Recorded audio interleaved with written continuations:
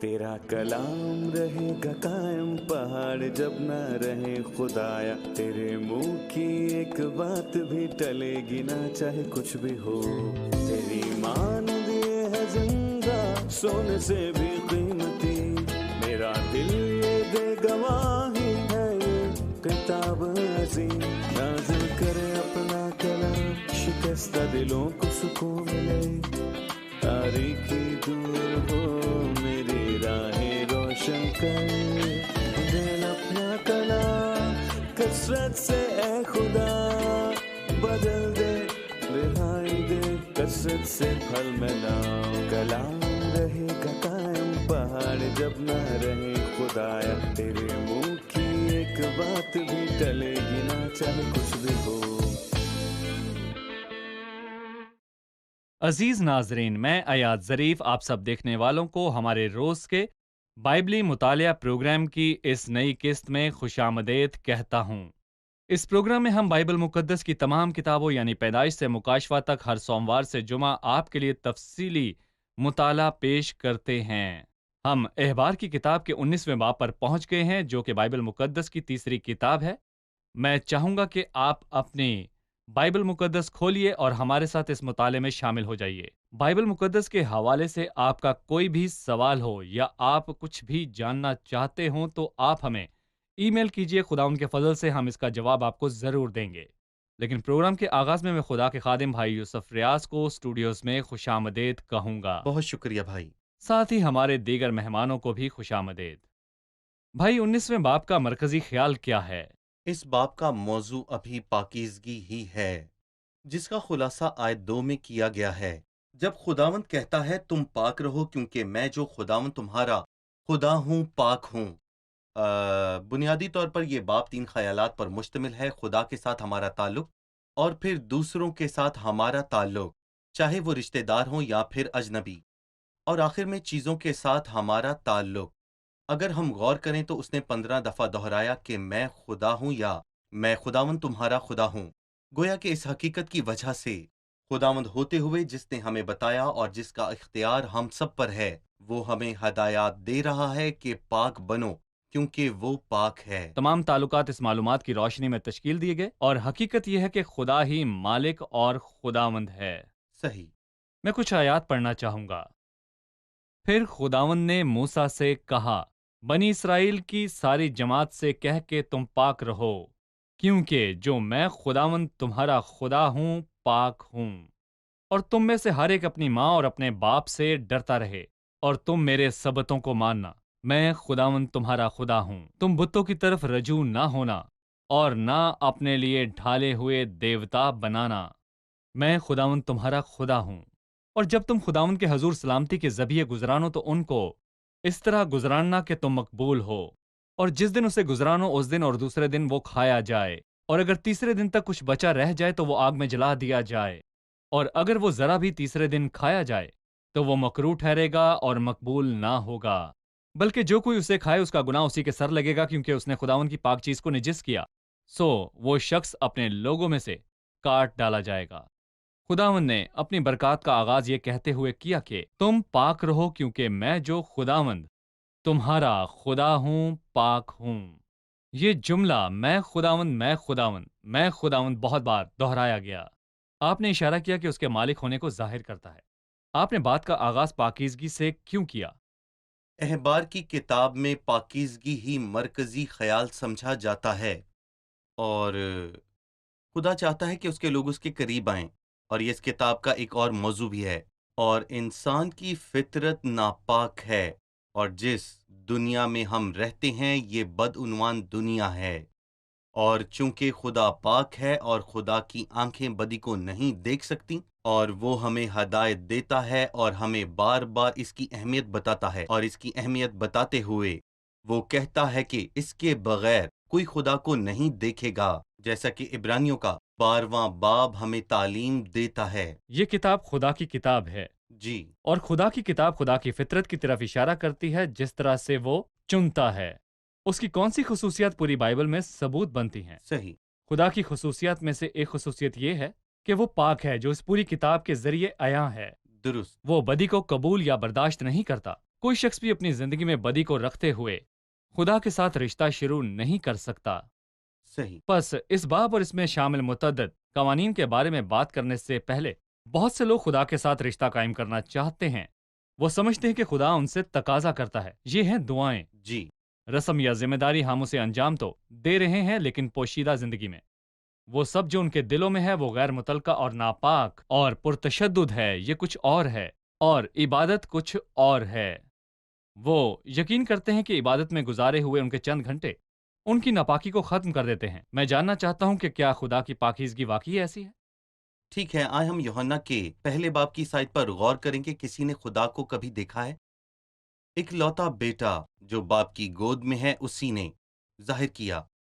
پس مسیح واحد خدا کی حیثیت سے ہے جو باپ کے ساتھ ہے، اور وہ جو یہ ظاہر کرنے کے قابل ہے کہ مسیح کون ہے۔ ہم نے مسیح سے کیا خبر سنی؟ ہم نے اس سے سن کر سب کو بتایا کہ وہ نور ہے اور اس میں ذرا بھی تاریکی نہیں، اور میرے خیال سے جو کچھ آپ نے کہا وہ خدا کی پاکیزگی کے تعلق سے ہے، اس نور۔ حقیقت سے کہ خدا نور ہے۔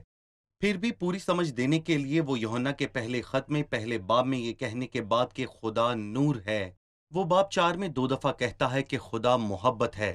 اس باب میں ہم یہ بھی دیکھیں گے کہ خدا نور ہے اور خدا پاک ہے، اور وہ چاہتا ہے کہ ہم سب لوگ ناپاک ہونے سے مکمل پرہیز کریں۔ اور پھر یہ کہ خدا محبت ہے، ہم اپنے مطالعے کے اس باب میں یہ بھی سیکھیں گے، کیونکہ یہ باب ہمیں پڑوسی سے اپنی مانند محبت رکھنے کے لیے کہتا ہے۔ شکریہ بھائی، یہاں ہم ایک وقفہ لیں گے اور پھر دوبارہ حاضر ہوں گے۔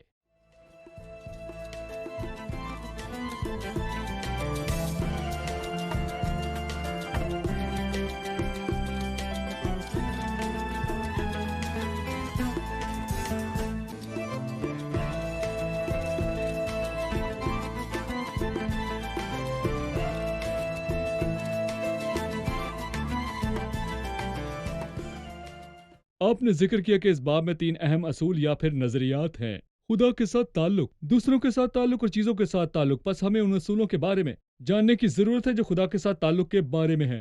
جی بھائی۔ آیت 1 سے 8 تک ہم اس تعلق کے اصولوں کے بارے میں جان سکتے ہیں، اور پہلی چیز یہ ہے کہ تم پاک رہو کیونکہ میں جو خداوند تمہارا خدا ہوں پاک ہوں۔ اور پھر تم میرے ثبوتوں کو مانو جو خدا اور اس کے لوگوں کے درمیان عہد کی علامت ہے۔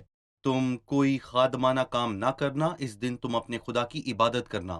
پھر دوبارہ وہ ہمیں بتاتا ہے کہ تم بتوں کی طرف رجوع نہ لانا اور نہ اپنے لیے ڈھالے ہوئے دیوتا بنانا، ہمیں صرف اور صرف اس کی عبادت کرنی چاہیے۔ آیت 5 ہمیں سلامتی کے ذبیحے کے بارے میں بتاتی ہے، اور آئے ہم خدا کے لیے قابل قبول نذرانے پیش کریں، خدا کے لیے شکر گزاری کی قربانیاں گزران، اور حق تعالیٰ کے لیے اپنی منتیں پوری کر، اور مصیبت کے دن مجھ سے فریاد کر، میں تجھے چھڑاؤں گا، تو میری تمجید کرے گا۔ اس طرف توجہ دلانے والی حقیقت یہ ہے کہ تم میں سے ہر ایک اپنی ماں اور باپ سے ڈرتا رہے، گویا وہ خدا کے ساتھ تعلق کے اصولوں میں والدین کے احترام کو شامل کرتا ہے۔ بعض لوگ کہتے ہیں کہ 4 احکام ایک لوح پر لکھے گئے تھے، اور کچھ کہتے ہیں کہ دونوں لوحوں پر 5 حکم لکھے گئے تھے۔ اپنے باپ اور ماں کی عزت کرنا پہلے 3 احکام والی لوح پر یہی آتا ہے، جس میں خدا کی عبادت اور اس کے کاموں کو پاک ماننے کے بارے میں ہدایت ہے۔ صحیح، بہت شکریہ بھائی۔ پھر یہ باب دوسروں کے ساتھ تعلق کے اصولوں کے بارے میں بات کرتا ہے، دوسروں کے رویوں کے بارے میں۔ صحیح۔ لہٰذا میں کچھ آیات پڑھنا چاہوں گا، اور برائے مہربانی آپ بتائیے جو دوسروں سے تعلقات یا چیزوں سے تعلقات کے بارے میں بات کرتی ہیں۔ 9ویں آیت سے: اور جب تم اپنی زمین کی پیداوار کی فصل کاٹو تو اپنے کھیت کے کونے کونے تک پورا نہ کاٹنا، اور نہ کٹائی کی گری پڑی بالوں کو چن لینا، اور تو اپنے انگورستان کا دانہ دانہ نہ توڑ لینا، اور نہ اپنے انگورستان کے گرے ہوئے دانوں کو جمع کرنا، ان کو غریبوں اور مسافروں کے لیے چھوڑ دینا۔ میں خداوند تمہارا خدا ہوں۔ تم چوری نہ کرنا اور نہ دغا دینا اور نہ ایک دوسرے سے جھوٹ بولنا، اور تم میرا نام لے کر جھوٹی قسم نہ کھانا جس سے تو اپنے خدا کے نام کو ناپاک ٹھہرائے۔ میں خداوند ہوں۔ تو اپنے پڑوسی پر ظلم نہ کرنا، نہ اسے لوٹنا، مزدور کی مزدوری تیرے پاس ساری رات صبح تک نہ رہنے پائے، تو بہرے کو نہ کوسنا اور نہ اندھے کے آگے ٹھوکر کھلانے کی چیز کو دھرنا، بلکہ اپنے خدا سے ڈرنا۔ میں خداوند ہوں۔ تم فیصلے میں ناراستی نہ کرنا، نہ تو غریب کی رعایت کرنا، نہ بڑے آدمی کا لحاظ، بلکہ راستے کے ساتھ اپنے ہمسائے کا انصاف کرنا۔ تو اپنی قوم میں ادھر ادھر لتراپن نہ کرتے پھرنا اور نہ اپنے ہمسائے کا خون کرنے پر آمادہ ہونا، میں خداوند ہوں۔ تو اپنے دل میں اپنے بھائی سے بغض نہ رکھنا اور اپنے ہمسائے کو ضرور ڈانٹتے بھی رہنا تاکہ اس کے سبب سے تیرے سر گناہ نہ لگے۔ ہمیں دوسروں کے ساتھ تعلقات کے اصول کے بارے میں بتائیے۔ دراصل صرف ایک آیت کو، مطلب 12ویں آیت کو ہم خدا کی عظمت کے ساتھ جوڑ سکتے ہیں، اور تم میرا نام لے کر جھوٹی قسم نہ کھانا جس سے تو اپنے خدا کے نام کو ناپاک ٹھہرائے، میں خداوند ہوں۔ باقی تمام آیات دوسروں کے تعلق کے بارے میں ہیں، اور 9ویں اور 10ویں آیت رحم کے بارے میں بات کرتی ہے۔ اور جب تم اپنی زمین کی پیداوار کی فصل کاٹو تو اپنے کھیت کے کونے کونے تک پورا نہ کاٹنا، کیونکہ یہاں غریب لوگ، کمزور، مسافر اور بیوہ عورتیں ہیں۔ تم خدا کی عطا کردہ نعمتوں میں سے ان کو کھانے دو، اور نہ ہی کٹائی کی گری ہوئی بالوں کو چننا۔ بس اگر کچھ بالیں گر جائیں تو انہیں وہیں رہنے دینا، تاکہ غریب کمزور انہیں آ کر لے جائیں، کیونکہ انہیں اس کی ضرورت ہے۔ یہاں ہمیں رحم نظر آتا ہے، اور 11ویں آیت سے وہ ہمیں وفاداری کے بارے میں بتاتا ہے۔ دوسروں سے وفاداری سے پیش آؤ، ایماندار رہو اور جھوٹ نہ بولو۔ نئے عہد نامے میں بھی یہی لکھا ہے، ایک دوسرے سے جھوٹ نہ بولو، کیونکہ تم نے پرانی انسانیت کو اس کے کاموں سمیت اتار ڈالا۔ 13ویں آیت میں لکھا ہے، تو اپنے پڑوسی پر ظلم نہ کرنا اور نہ ہی اس سے لوٹنا، اور مزدور کی مزدوری ساری رات تیرے سامنے رہنے نہ پائے۔ یہ لفظ ہمیں دوسروں کے ساتھ ہمدردی سے پیش آنے کے بارے میں بتاتا ہے۔ اور پھر مرکزی خیال اختتام پذیر ہوتا ہے، جیسا کہ ہم پڑھتے ہیں کہ تو اپنے پڑوسی سے اپنے برابر محبت رکھ، جیسے یعقوب۔ شاہی قانون کہتا ہے کہ کچھ لوگ اس کی تشریح بادشاہ کا قانون کہتے ہیں، جبکہ دوسرے لوگ اس کو قانون کا بادشاہ یا اس کا عروج اور بلندی کہتے ہیں۔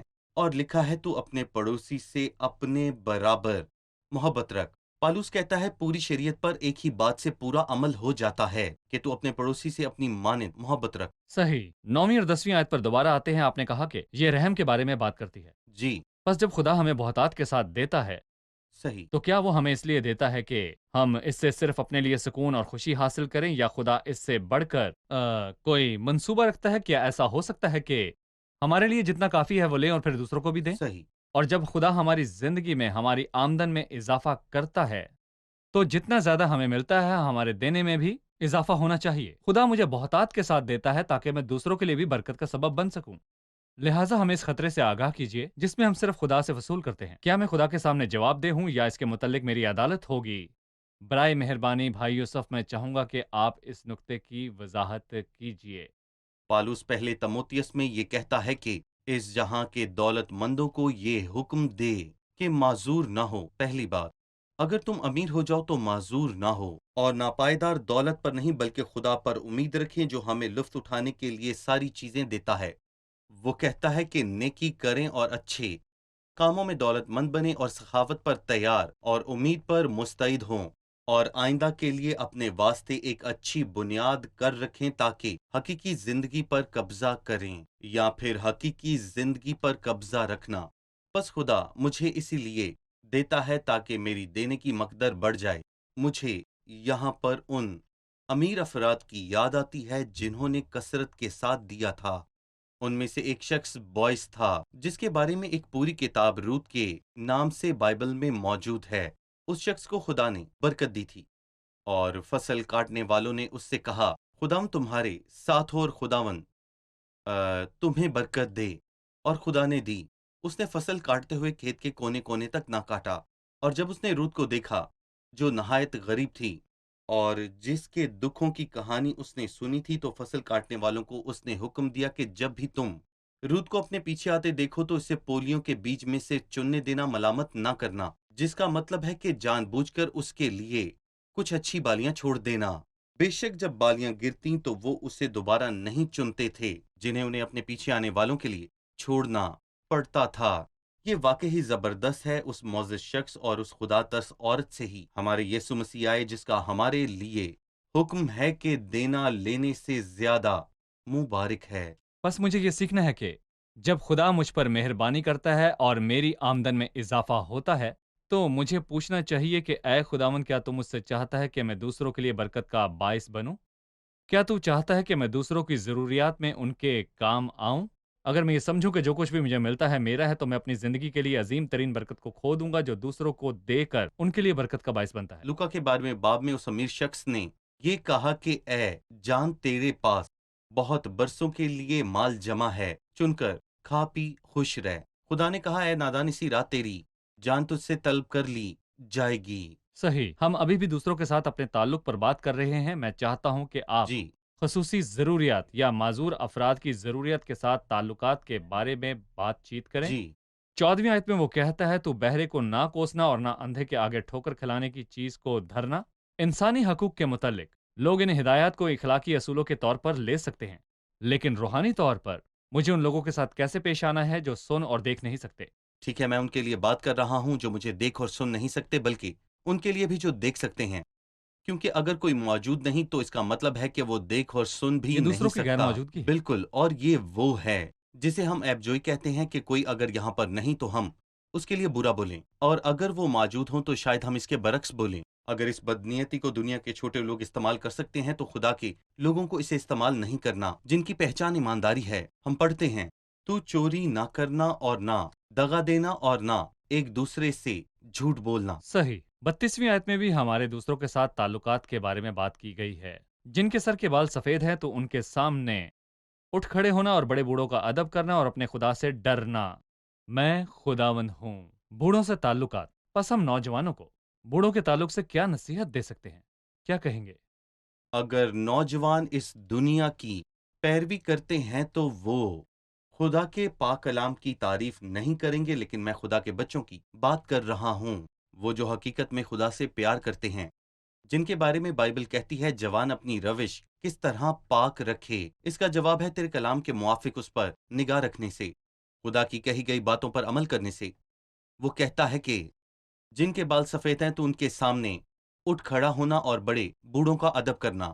نئے عہد نامے میں بوڑھے افرادوں کی تحقیر کے بارے میں ہدایات دی گئی ہیں۔ لکھا ہے کہ تو کسی بڑے عمر رسیدہ کو ملامت نہ کرنا، بلکہ باپ جان کر نصیحت کر۔ ہمیں اس اخلاق اور صحیح امتیاز کے بارے میں سیکھنا ہوگا۔ اور زبور 119 میں لکھا ہے مجھے صحیح امتیاز اور دانش سکھا، اور میرا خیال ہے کہ ہم سب کو اس عظیم کتاب سے امتیاز سیکھنے کی ضرورت ہے۔ بہت شکریہ۔ یہاں پر ہم ایک چھوٹا سا وقفہ لیں گے اور پھر دوبارہ حاضر ہوں گے۔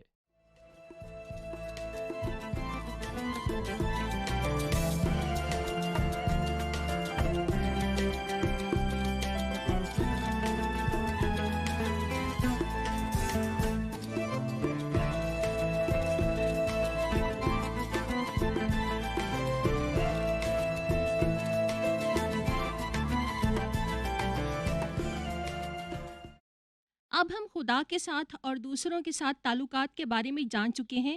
اب ہم چیزوں کے ساتھ تعلقات کے اصولوں کے بارے میں جاننا چاہتے ہیں، خاص طور پر آیت 19 کے حوالے سے۔ تو اپنے کھیت میں 2 قسم کے بیج ایک ساتھ نہ بونا اور نہ تجھ پر 2 قسم کے ملے جلے تار کا کپڑا ہو۔ جی بھائی، دراصل یہ چیزوں کے بارے میں گفتگو کا آغاز ہی ہے۔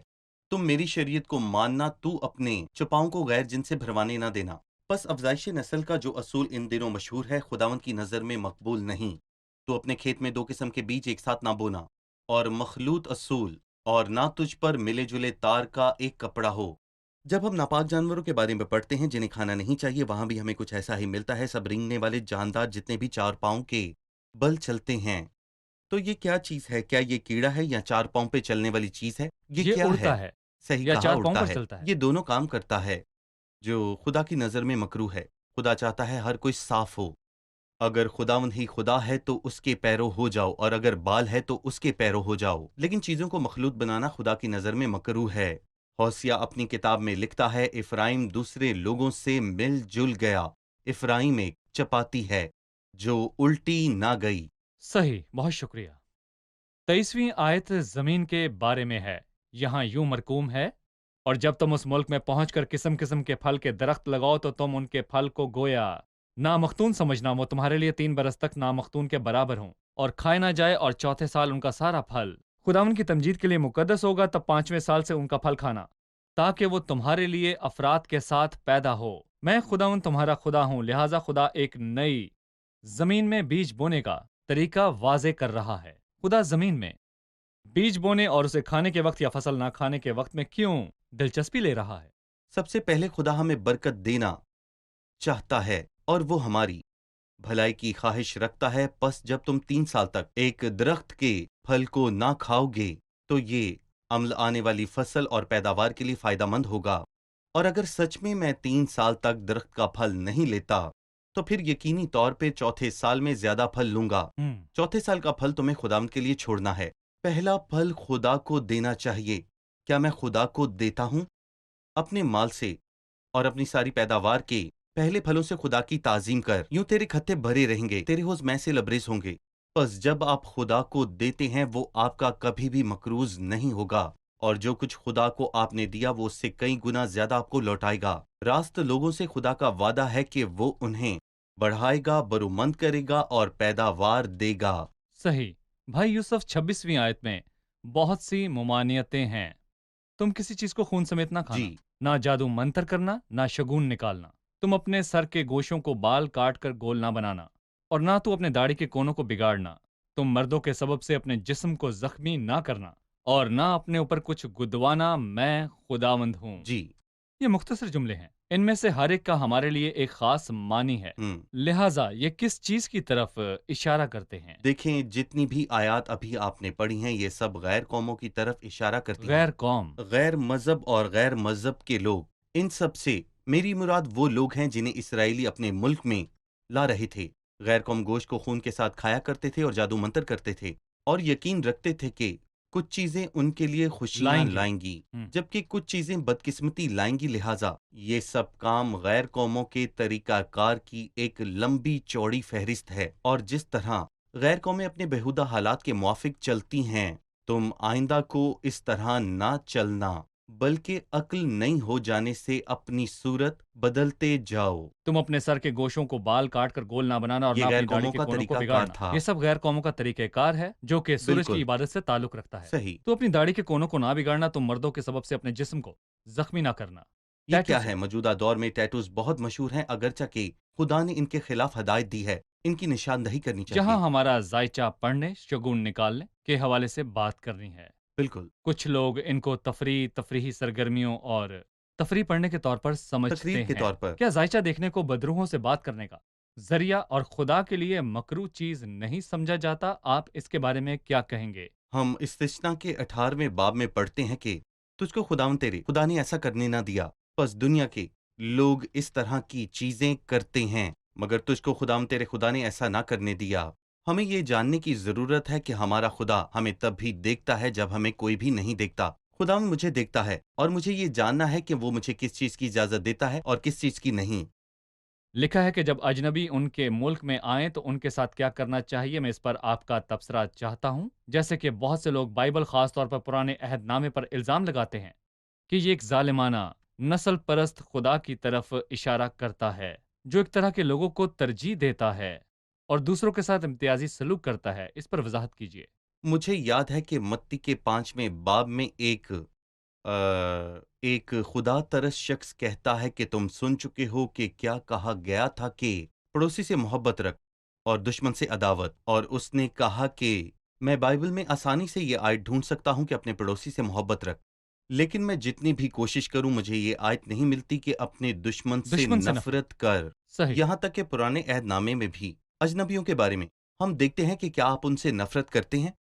اس کے برعکس ان کے ساتھ آبائی لوگوں کی ہی طرح سلوک کرتے ہیں۔ اور اگر کوئی پردیسی تیرے ساتھ تمہارے ملک میں بود و باش کرتا ہو تو تم اسے آزار نہ پہنچانا، بلکہ جو پردیسی تمہارے ساتھ رہتا ہو اسے دیسی کی مانند سمجھنا، بلکہ تو اس سے اپنی مانند محبت کرنا، یہاں تک کہ پردیسی سے بھی پردیسی، جو تمہارے ملک میں بود و باش کرتا ہو۔ اس لیے آپ نے اس آیت کو ڈھونڈنے کی جتنی مرضی کوشش کی ہو آپ کو نہیں ملے گی۔ بہت شکریہ بھائی، ہم پروگرام کے اختتام پر ہیں۔ آئیے مہمانوں سے رائے جانیں۔ آج آپ نے کیا سیکھا؟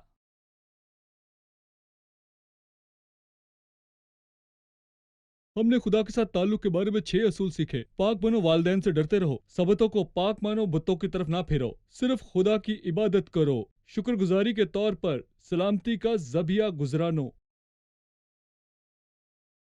ہم نے پہلا پل خدا کو دینے کے بارے میں سیکھا۔ انہوں نے پہلے اپنے آپ کو خداوند کے حوالے کیا، اور خداوند ہماری بھی اس بارے میں مدد فرمائے۔ نیز وہ امیروں کو مہربان، فیاض اور بانٹنے کے لیے تیار رہنے کے لیے کہتا ہے، اس کی ایک مثال ہم بوعز میں دیکھتے ہیں، جس نے نہ صرف کھیت کے کونے چھوڑے بلکہ اس نے کاٹنے والوں سے کہا کہ بالی رہنے دینا۔ اس کے علاوہ ہم نے سیکھا کہ دینا لینے سے بہتر ہے۔ شکریہ، خدا آپ کو برکت دے۔ بھائی یوسف آپ خدا کا آپ کو بھی برکت دے۔ شکریہ۔ عزیز ناظرین، خدا جو اپنے لوگوں کو ملک مصر سے نکال لایا، اس نے خود کو ان پر پاک خدا کے طور پر ظاہر کیا، اور جو اس سے تعلق رکھتا ہے اسے پاک ہونا چاہیے۔ خدا کی پاکیزگی چند مخصوص علاقوں تک محدود نہیں ہے، بلکہ یہ ہر جگہ ہے۔ پس جب آپ خدا کے پاس جائیں، آپ کو پاک ہونا چاہیے، اور پھر جب آپ دوسروں کے ساتھ پیش آتے ہیں تو آپ کو یہ مد نظر رکھتے ہوئے کرنا ہے کہ خدا پاک ہے، اور چیزوں سے سلوک کے بارے میں بھی خدا کی پاکیزگی کو مد نظر رکھنا ہوگا۔ جی ہاں، ہمارا خدا پاک ہے، اور پاکیزگی دوسروں کے ساتھ تعلق کے حوالے سے ہمیں مختلف بناتی ہے۔ لیکن اگر آپ خدا کے ساتھ درست تعلق قائم کرنے میں ناکام رہے تو پھر یقینی طور پر آپ دوسرے لوگوں اور چیزوں سے تعلق قائم کرنے میں بھی ناکام رہیں گے۔ دوسرے لوگوں اور چیزوں کے ساتھ درست تعلق کی ضمانت صرف خدا کے ساتھ درست تعلق میں ہی پنہاں ہے، اور یہ اقرار کرنا کہ وہ مالک ہے اور ماننا کہ وہ خداوند ہے۔ آپ کو اس کی خوبیاں ہمیشہ سامنے رکھنی ہوں گی۔ پاکیزگی کی خوبی اور اس کی حضوری اور اس کے چہرے کی روشنی میں رہنا۔ اس کے چہرے کی روشنی سے آپ کے دل کی روشنی آتی ہے، اور آپ دعا کرتے ہیں، اے خدا تو مجھے جانچ اور دل کو پہچان، مجھے آزما اور میرے خیالوں کو پہچان لے۔ اپنے بھائی پر ظلم کیسے نہ کریں، اپنے دشمن سے محبت کیسے کریں، یہ سب تب ہی ممکن ہے جب آپ اس کا اقرار کریں گے۔ ان الفاظ کے ساتھ اگلے پروگرام میں پھر ملاقات ہوگی۔ خدا آپ کو برکت دے۔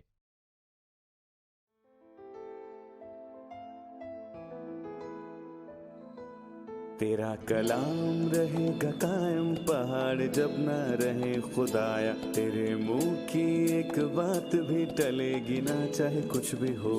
تیری مانند یہ ہے زندہ، سونے سے بھی قیمتی، میرا دل یہ دے گواہی ہے، یہ کتاب عظیم نازل کرے اپنا کلام، شکستہ دلوں کو سکون ملے، تاریکی دور ہو میری راہیں روشن کر، دل اپنا کلام کثرت سے اے خدا بدل دے، رہائی دے کثرت سے پھل ملاؤ۔ کلام رہے گا قائم، پہاڑ جب نہ رہے خدایا، تیرے منہ کی ایک بات بھی ٹلے گی نہ، چاہے کچھ بھی ہو۔